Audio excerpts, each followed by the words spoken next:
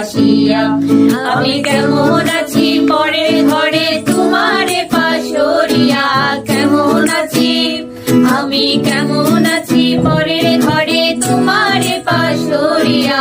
দেখো আসিয়া আমার বন্ধু চিকন কালিয়া, দেখো আসিয়া।